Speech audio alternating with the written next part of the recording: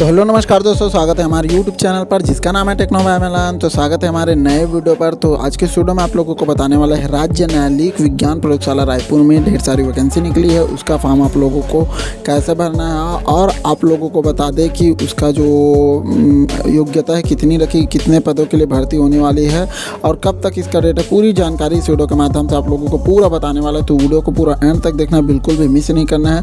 तो चलिए ज़्यादा बकवासी खिचखिच न करते हुए सीधा स्टार्ट करते हो, टॉपिक पर ले चलते हैं। तो यहाँ पर आप लोगों को देख लेना है, पीडीएफ दिख रहा होगा।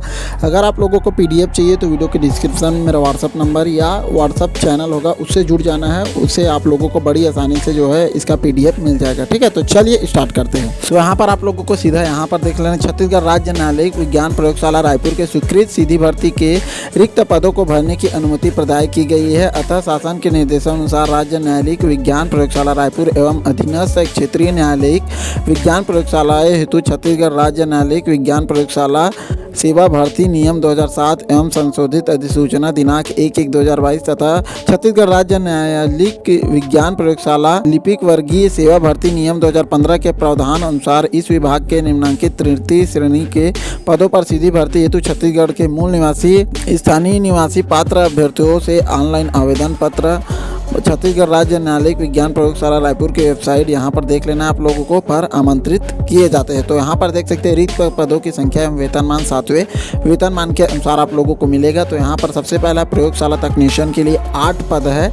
तो यहाँ पर देख सकते हो बेसिक जो है 28,700, वेतन मैट्रिक लेवल 7 यहाँ पर आप लोगों को देख लेना पद। ठीक है, दूसरा प्रयोगशाला सहायक है तो इसके लिए 11 पद है और सहायक ग्रेड 3 के लिए यहाँ पर 22 पद है। तो यहाँ पर आप लोगों को देख लेना है रिक्त पदों का विवरण यहाँ पर पूरा जितना दिया है। तो यहाँ पर आप लोगों को अलग अलग देख लेना है। प्रयोगशाला तकनीशियन वर्ग के लिए अनारक्षित के लिए यहाँ पर कुल रिक्त पद 4 है। तो मुक्त 3 है, महिला के लिए 1 है, दिव्यांग 0 है, भूतपूर्व सैनिक के लिए 0 है। तो अनुसूचित जाति के लिए यहाँ पर 0 है, देख सकते हो मुक्त पूरा 0 है। उसके बाद अनुसूचित जनजाति के लिए यहाँ पर कुल रिक्त पद 3 है, जिसमें मुक्त 3 है, बचत में महिला, दिव्यांग, भूतपूर्व सैनिक में 0 है। ठीक है, अन्य पिछड़ा वर्ग क्रीमी लेयर को छोड़कर तो यहाँ पर 1 पद है। तो यहाँ पर मुक्त भी 1 है और बचत जो है आप लोग देख सकते हो 0 है। तो टोटल 8 पद है। ठीक है, प्रयोगशाला सहायक के लिए आप लोगों को देखना है वर्ग, देख सकते हो अनारक्षित के लिए 4 पद है। तो यहाँ पर मुक्त 3 है, महिला के लिए 1 है और दिव्यांग और भूतपूर्व सैनिक के लिए 0 है। ठीक है, अनुसूचित जाति के लिए देख सकते हो 1 पद है। तो मुक्त 1 है, महिला, दिव्यांग, भूतपूर्व सैनिक के लिए 0 है। ठीक है, अनुसूचित जनजाति के लिए यहाँ पर 4 पद है। तो मुक्त के देख सकते हो 3 है और महिला के लिए 1 है, बचत जो है दिव्यांग और भूतपूर्व सैनिक के लिए यहाँ पर 0 है। ठीक है, और यहाँ पर अन्य पिछड़ा वर्ग क्रीमी लेयर को छोड़कर तो यहाँ पर 2 पद है और 2 पद मुक्त है, बचत जो है 0 है। टोटल 11 पद है, योग देख सकते हो। ठीक है, तीसरा है आपका सहायक ग्रेड 3 के लिए वर्ग अनारक्षित जो है 9 पद है, मुक्त 7 है और महिला के लिए 2 पद है, दिव्यांग, भूतपूर्व 0 है। ठीक है, अनुसूचित जाति के लिए 3 पद है, 3 पद मुक्त है, बचत 0 है। अनुसूचित जनजाति के लिए 7 पद है, 5 पद जो है मुक्त है और 2 पद जो है महिला के लिए आरक्षित है, यहाँ पर देख सकते हो, और दिव्यांग, भूतपूर्व के लिए यहाँ पर 0 है। ठीक है, अन्य पिछड़ा वर्ग क्रीमी लेयर को छोड़कर 3 पद है, मुक्त 3 पद है। तो यहाँ पर 22 पद है। तो अनिवार्य अर्हताएं यानी कि जो क्या क्या बोला गया है उसको आप लोगों को ध्यान रखना है, क्या क्या प्रयोगशाला तकनीशियन के लिए कौन कौन से पात्रता आप लोगों को लगेगी। तो यहाँ पर बोला गया है विज्ञान विषय में स्नातक उपाधि, भौतिकी रसायन वनस्पति प्राणी विज्ञान, फॉरेंसिक साइंस, बायोटेक्नोलॉजी, सूक्ष्म जीव विज्ञान में किसी एक विषय सहित बीएससी उपाधि वांछनीय विज्ञान प्रयोगशाला में 2 वर्ष कार्य करने का अनुभव होना चाहिए, यहाँ पर बोला गया है। ठीक है, प्रयोगशाला सहायक हेतु अनिवार्य अर्हताएं विज्ञान विषय सहित उच्चतर माध्यमिक परीक्षा अथवा विज्ञान विषय सहित कक्षा 12वीं शिक्षा प्रणाली उत्तीर्ण होना चाहिए। वांछनीय विज्ञान प्रयोगशाला में 2 वर्ष का कार्य का अनुभव होना चाहिए, 12वीं में आपको विज्ञान लेकर पास होना चाहिए और 2 वर्ष का आपके पास अनुभव होना चाहिए, ऐसा बोला गया है। ठीक है, तीसरा क्या है, सहायक ग्रेड 3 की हेतु अनिवार्य अर्हताएं। तो यहाँ पर क्या बोला गया, किसी मान्यता प्राप्त मंडल से 12वीं उत्तीर्ण होना है, 12वीं परीक्षा जो है उत्तीर्ण करना होगा, अथवा यहाँ पर बोला गया है पुरानी हायर सेकेंडरी परीक्षा के साथ किसी मान्यता प्राप्त विश्वविद्यालय में स्नातक पाठ्यक्रम की प्रथम वर्ष परीक्षा उत्तीर्ण होने चाहिए। तो यहाँ पर जो है ग्रेजुएशन भी आपका मांगा गया है। ठीक है, उसके बाद यहाँ पर आप लोगों को देख लेना किसी मान्यता प्राप्त संस्था से डाटा एंट्री ऑपरेटर प्रोग्रामिंग की 1 वर्षीय डिप्लोमा प्रमाण पत्र आप लोगों को लगेगा। तीसरा यहाँ पर बोला गया है हिंदी कंप्यूटर टाइपिंग में 5000 की डिप्रेशन प्रति घंटा की गति के लिए कौशल परीक्षा ली जाएगी। मान्यता प्राप्त मंडल, संस्था अथवा छत्तीसगढ़ शीघ्र लेखन मुद्रा लेखन परीक्षा परिषद से कंप्यूटर एवं सॉफ्टवेयर के माध्यम से हिंदी अथवा अंग्रेजी मुद्रा लेखन में 5000 की डिप्रेशन प्रति घंटा की गति से कौशल परीक्षा ली जाएगी। उसका प्रमाण पत्र जो है आप लोगों को लगेगा। अगर सीजी बोर्ड के लिए आपका हिंदी या अंग्रेजी में 5000 की डिप्रेशन का जो है प्रमाण पत्र होगा तो आप लोगों को लगेगा। ठीक है।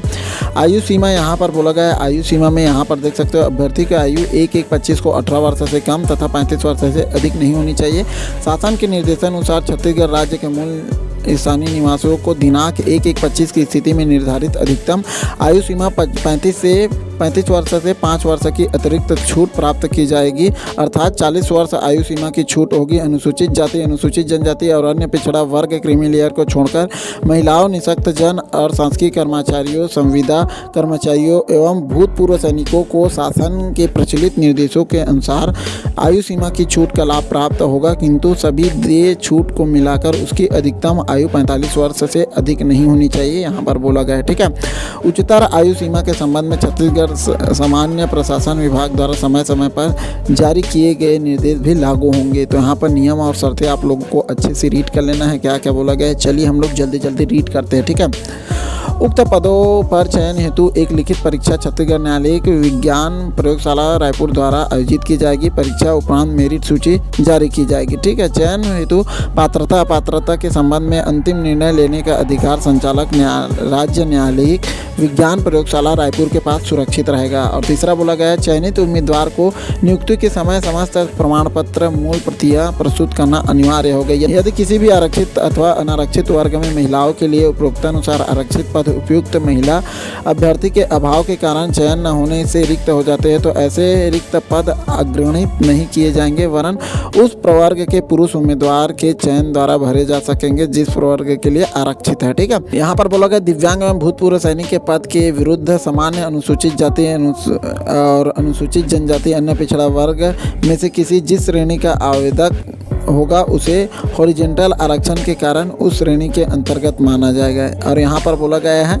विज्ञापित पद के कार्य की प्रकृति को दृष्टिगत रखते हुए दृष्टिबाधित दिव्यांग कृपया आवेदन न करें। कोई भी उम्मीदवार जिसकी 2 या 2 से अधिक जीवित संतान है जिसमें एक का जन्म 26/1/2001 को या उसके पश्चात हुआ है तो नियुक्ति के लिए पात्र नहीं होगा, यहाँ पर बोला गया है। ठीक है।